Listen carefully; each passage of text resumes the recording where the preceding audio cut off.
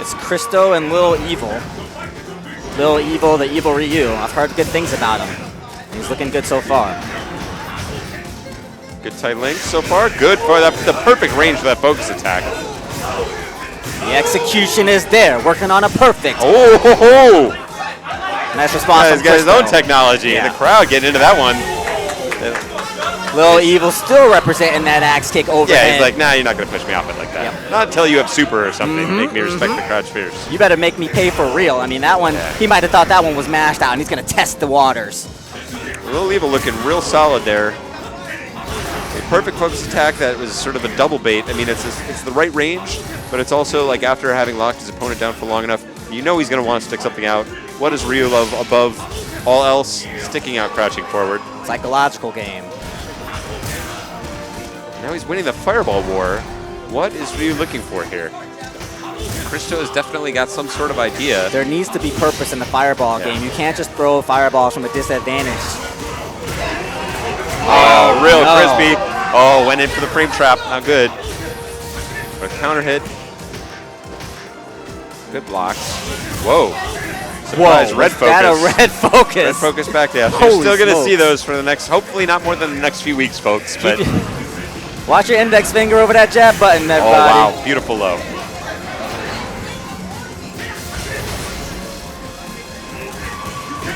Got him again with the low. Yeah, red focus is no friend to the cross-handed player. Shout outs to my 3 brethren somewhere out there on the internet playing the same ridiculous style. But yeah, that input is no bueno for me. Oh man, that's got to be uncomfortable. Yeah, nope. I don't prefer not to think about it right now. That's like, sorry, man. At least you're not playing Fuerte. There cannot be a cross-handed Fuerte out there. Good pressure again here from Lil Evil. We would expect the classic Ryu to have the fireball advantage, but Cristo's fireball game has not been the controlling style that we expect to see from Ryu. And Lil Evil is just in there. The stun is coming. The stun is there. Oh, a little bit of a drop, but he still closes it out. Stand forward. And yeah, Cristo's going to need to stand up here because Lil Evil is just running away with this. He's having his way with him right now. No, he really is. This is how you play against the CPU. Like mostly just looking for the big setups, and yeah, Cristo's got to find his footing. Okay, swinging, uppercut. Oh, there's possibility for a trade there. Yeah, I mean it's just like you said. You play against CPU this way. Cristo's giving him so many damage opportunities. Yeah, he's not earned the respect, so he's not going to show it at this point. Content to play a little bit of forward nonsense here, but if you make the mistakes, some of the mistakes that he's making, whiffing or getting just jumped in on, then it's easy damage for Lil Evil to take. The roundhouse hurricane, a hard read on a backdash that didn't come. Oh, he wanted a dash ultra there. Interesting idea for dash ultra. Very aggressive, and this could be one of the things that a trap sometimes. I mean, you know, he's been struggling there the whole time, but I've seen this from intermediate players that have sprung back up in the wake of Ultra's release. Yeah. You go for a low percentage play, and you're just like, well, I just wanted it to be over. Yeah. I just wanted to. Yeah. It either worked or it didn't, and it's like, well, it didn't. Yeah, it wasn't gonna work. You could have predicted that it wouldn't. Yeah. So why did you? There was more match to play at least. It's sort of it's that death wish spiral where it's like you've been getting beat up and you're like, I just want the match over one way or the other. So I'm gonna go for it. And it's like I understand where that motivation comes from, but it is not. At the top level of play, you gotta get that out of your head.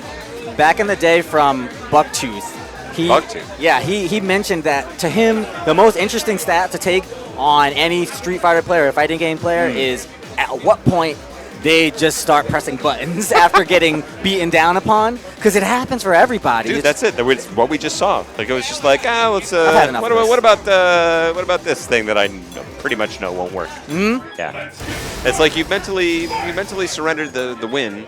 And then, so it feels like a free roll in Vegas. Like, I got a free pull on the slot machine. Yeah. I'll do a dash up ultra. Yeah. I know it's not going to work, but it might work. And then if it does, I feel like a big winner. That's a dangerous road to go down. You will not have an evil moment as long as you don't play out the last 10 or 20% of the match. You know, that's something I do look at with players. Try and look forward in their competitive history is, how they handle being down. Do they just sort of surrender, or are they willing to gut it out and play the match to the end like they really mean it? You never like know. They believe they can come back. You never know. It's not just in fighting games. It's in, I mean, I watch a lot of competitive video games and a little bit of sports. I'm kind of a nerd, but I mean, playing the match out in some games, you sometimes don't believe that your opponent is going to make some mistakes at this level, but it always happens. It doesn't matter how good they are. And this is what's beautiful about Street Fighter is you can force mistakes, bait them, and yeah, I don't know. It's not over until it's over unless you decide that it's over or some equally convoluted torturing of a phrase. It's exactly as you were talking about. It's too fast. There are things that you can't react to, so yeah. You always have a chance to try to force a mistake. You know, the game is not going to play itself out most of the time. Cristo just got whopped. There we go. He got out-shotoed. Yeah, Straight out-shotoed, and that out-shotoed. was pretty clear. Okay, we're going to run it back with the Balrog Rufus matchup. Let's see if we see anything from Glitch. Definitely one of my favorite Rufuses on the East Coast. So this guy's got a lot of heart and true believer, wants to push himself. He's also got some interesting Rufus tech. We'll see if it comes into play. This is Glitch up against Redranger. Glitch getting off to a fast start. Oh, nice read from Glitch. Catches the back dash, and he's still keeping it going. And this is what I expect out of Rufus Balrog match. The Rufus wants to be up in your face. There we go. You have an opportunity for a dive kick, you take that dive kick. Beautifully efficient round for Glitch. Wow. Only had to use one EX. Ends the round with 2. That is such a cushion in the next round for a Rufus player.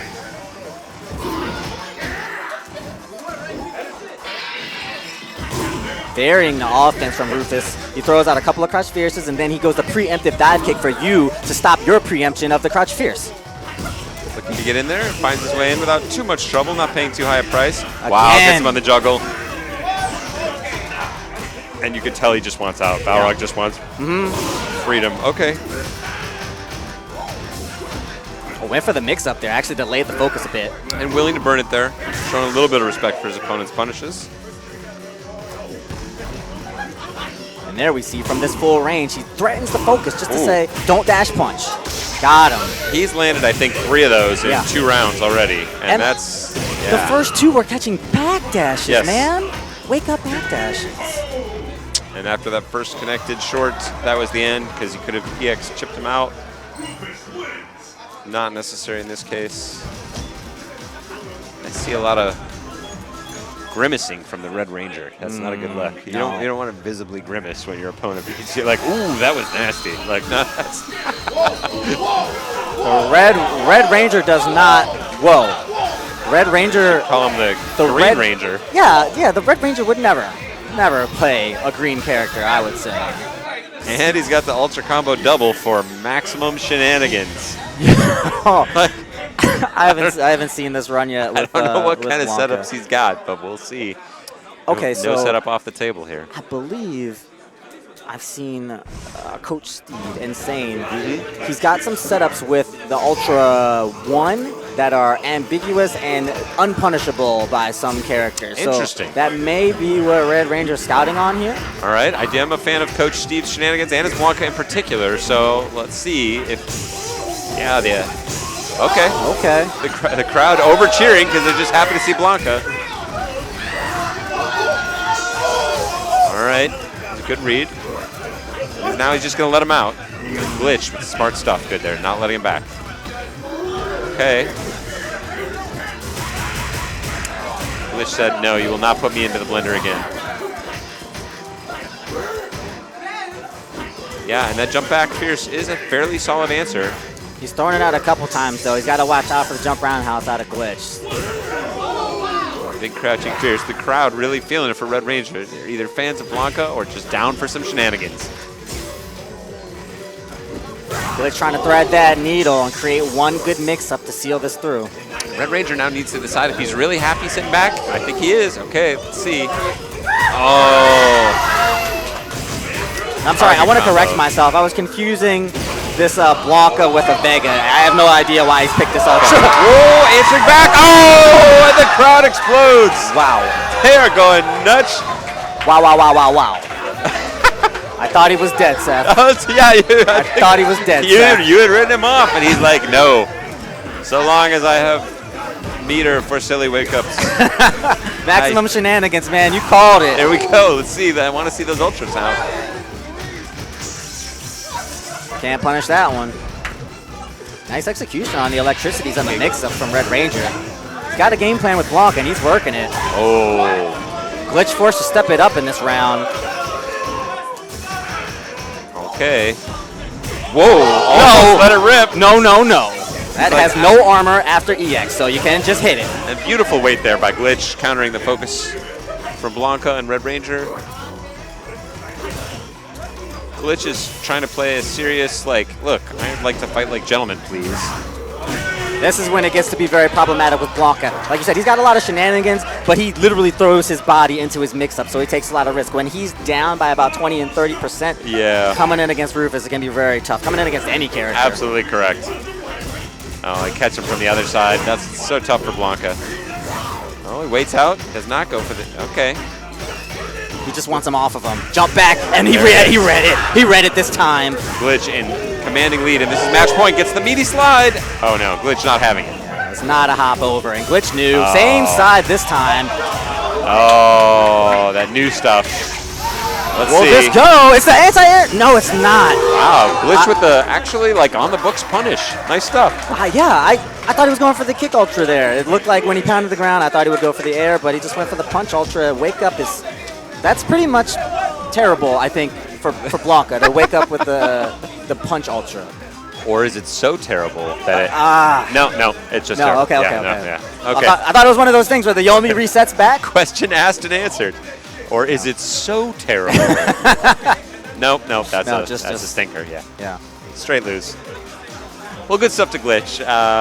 He only had to endure one round of shenanigans from Redranger before. Yeah, Glitch I think really has elevated his game, and I had a brief moment of worry that some rank silliness could actually get to him and be like, because there's some players who actually are sort of only good against other good players, and then when they get somebody who's just like crazy and like making like really poor decisions or risky decisions, they're like not quite sure. They know how to play the match on paper. They don't necessarily know how to adapt to somebody doing things they think are suboptimal. And Redranger looked a lot better in that game. He looked very comfortable with his Blanka, just throwing out these shenanigans and throwing his body into it. And he forced Glitch to really buckle down and start to really tighten up on these dive kick mix-ups, make some hard reads with these jump roundhouses. He got the jump roundhouse where it counted. He landed an ultra. In the round that he lost, he landed the ultra but wasn't able to pull off the win. Redranger stealing it back with a couple of YOLO EXs. So we'll see. So Glitch will move on in the loser's bracket, and he'll be running up against Cristo, who we saw go down a little evil just a little earlier. I was speaking to Glitch earlier. Of course, I was talking to Mr. Valle here at the Spring Fighter event earlier, and he was talking about how he likes to sort of help the new players and see them do well. Glitch was actually sent to the loser's bracket by Alex Valle. But afterwards, Valle sat there and talked to him about the match and showed him a couple of different alternatives and not necessarily new tricks, but just like ways that he felt he was able to beat Glitch by taking advantage of his reticence at certain points or over-aggression at others, and just helping him to get a little bit more insight. So shout out to Vi. That was definitely a cool move, especially while the tournament's still on, basically powering up your opponent. And Glitch is definitely somebody I think we could see go deep or actually fight his way out of the loser's bracket. Definitely. So we'll see. Growing the community certainly a concern, and we're seeing the fruits of that kind of labor out here. We're here at NYU at a tournament. I went to school here for 1 year. I never thought that would happen. I did not think there was a single person at the whole college at the time that would meet me at Chinatown Fair. They were just hanging out in the, they were hiding out until the ski storm blew over. They're like, all right, he's gone. They were waiting. Come out and play Street Fighter. Get Ski Sonic out of NYU. All right, we're down now. Now this is actually a pretty interesting match. I think it was probably Justin to put this on the radar for the first time as like what Rufus can really do, because I think this is gonna be a tough match. Evo 2009 top 8. There you go. They're swinging at each other from the distance, and that stand forward, that was definitely one that Justin owned, as well as finding really optimal places for the sweep. Because this can be tough. Obviously, Rufus' strongest asset is the dive kick. Not much of a factor against Zangief. So many good answers, as well as threat of SPD. The dive kick is not going to be what this game is played around. It's against these actually decent pokes that Rufus has. The stand strong, the sweep, the stand forward kick are going to be the tools that he wants to use. And you're seeing that's the and the crutch fierce as well. That's and varying the it and a slight positional changes so you can avoid being completely predictable. And we saw there, unfortunately, Zangief a little bit. Oh, he got him. No, he didn't. Wow. We all thought that. Those look like pre-jump frames to me. I was 100% certain that there was a Messiah coming out, but Rufus is a step ahead of all of us here. Exciting stuff. Closes it out, chip or not. Zangief was going away. This is a much more slow-paced matchup. Nick Hero and Frankie 3S. Up against Zangief. Zangief's going to be the one that wants to crank this up. Rufus is one of slow play, uncharacteristically, and look at Nick Hero. Oh, no. Aggressive stuff. Not much of a punish. Okay. Meaty throw actually could work against Zangief. Yeah. It's one of your best meaties. But it's sort of against your natural inclinations. Yeah. Wow. It will beat all of his moves except the Ultra 1, actually. He has no invincible wake-ups to Frankie grab. dancing, and Nick with a big middle finger in the sky here saying, look, I got the life lead. I don't have to hit any buttons. He was just sitting there in down back crouch. Saying, what do you got? Actually, he's got the super stocked as well, so one more meaty grab could be very risky. Okay, Nick Hero wants to blow Gets it. in there. Oh, wow. That's a fast way to burn yourself 3 bars. Could have at least given the crowd a red focus for that price. He spent a lot to try to seal away this round, and it's possible game loser. Back in the corner is showing a little bit of a predilection to jump there. That could be dangerous. But again, the clock is his friend. Frankie's now getting dangerously close to these pokes. Yep. Nick battling his way back out. Frank letting him back out. Okay, here we go. It's the approach, and there it is again. The meaty throw, finding its target. No response for it now. Wow. Autocorrect.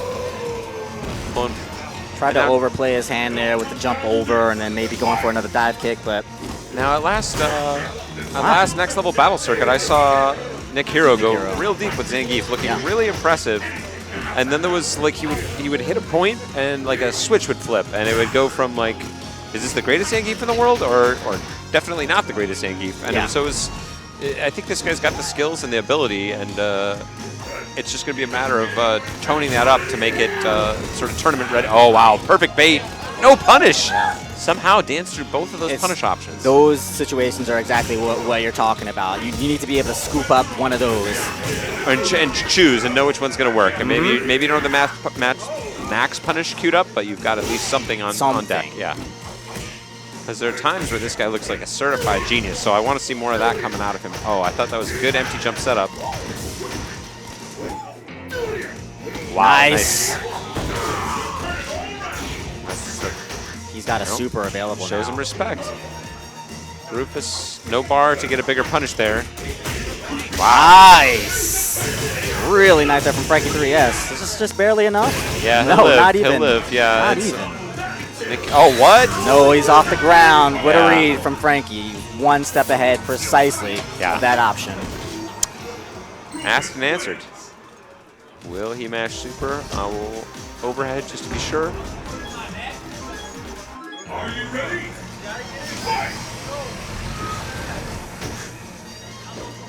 Again, he's going to set the tone. Rufus with his sweeps, the crouch fierce to stand forward.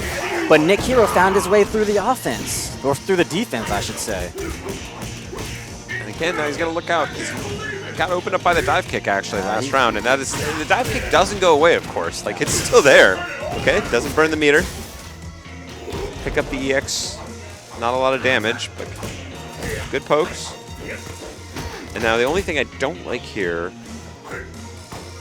Frankie, is he's hitting the right buttons, but not adjusting his spacing. Okay, here we go, Nick. Oh, that looked like he's going for the counter hit setup. Tricky stuff. Didn't get anything out of it. And that's super dizzying fierce. Looks like now he's trying to respond to the crouch fierce from full screen, preempting it with the stand short, probably an EX glove after that. And Frankie pumping. Frankie may have some ideas here with that Ultra 1. Can he pick Zangief up? The crouch fierce is now being represented, and Frankie can't throw it anymore. Nick's preempting it. He's forcing him to come in. Frankie was starting to queue up these empty jumps to find a dive kick on the way in. One step ahead from Nick Hero, chopped him right out of the air. Oh, good read, good read.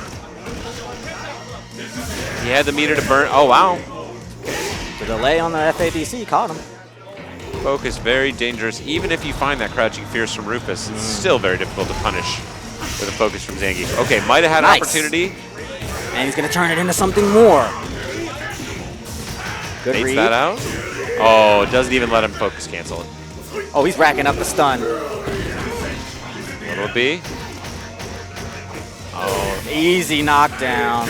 Wow. Yeah. Great reads the whole way. Beautiful sequence from Nick Hero there towards the end. And that is going to even it up at 1 game apiece. Nick Hero again looking like fantastic Zangief. I like That this was guy. really I see clean. yeah, let's see if he can stick with it. And those were, I was going to fault him or worry that he was showing him too much respect in that corner sequence at the end of saying maybe just go for that grab. But he didn't, and he really got paid off in a beautiful way of predicting both of Frankie's moves to try and escape. And he reacted to that jump back in the corner. That's a crucial thing that we got to see players standing pick up. roundhouse, yeah. Good completion from Frankie. Up half-life in a hurry.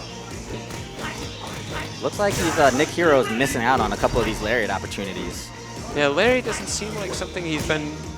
Again there, I mean, a crutch jab in here. Yeah. I think he's just a little late on the draw. Rook is representing the towards and fierce even now. Trying to get over the crouch fierce. Adjustment now from Frankie 3S. Not going to throw it, looking for the sweep instead. Can't get over these crazy horns and this Western style remix.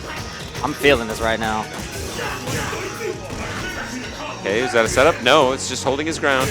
Doesn't need to go in. Look at this life lead. No, and yeah, that was the punish, and now he wanted way too much. Oh. He wanted way too much. He might have thrown this. He might have overextended. Here we go. Huge. He's got. Oh no! Oh, what a read! That was it. Woo! The match is not over. He needs more. He needs one more. But that is 2 correct reads in a row, and the mental stun meter is literally mounting. Oh, hello! With the near fear, burns it to save. Virtually a dead heat. Crowd is squealing. Oh, he wants a trying to meter. build the meter, and he knows he has a slight lead. Nick is going to have to make a move. What will the play be? This is such a tough position for Keith. That's very bad. That's going to be timer scam. Oh my God! What? Are you kidding me? Zangief with the splash finds a pocket through the invincibility. Whoa! Wow! Wow. Well, I'm going to pretend like Nick had read that situation the whole way, and that was his setup. Yeah. Which would make him again the best Zangief in the world. Brilliant, brilliant play. I think he's a genius, Seth. I'm pretty sure he's a genius. Let's see if he can keep up the genius stuff here. Okay. And that is definitely a mental card break for Frankie. He's got the eye of the tiger, but down about 35%. Okay, finding the fierces. Nick looking annoyed.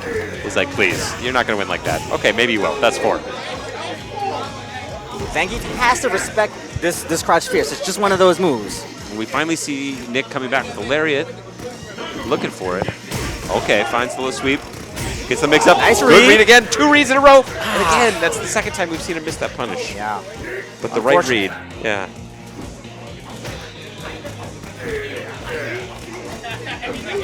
Nick does not need to go in at this point, though. He's got the comfortable life lead. He can just play the defense and stop the approaches. We'll see. He tried that in the previous round.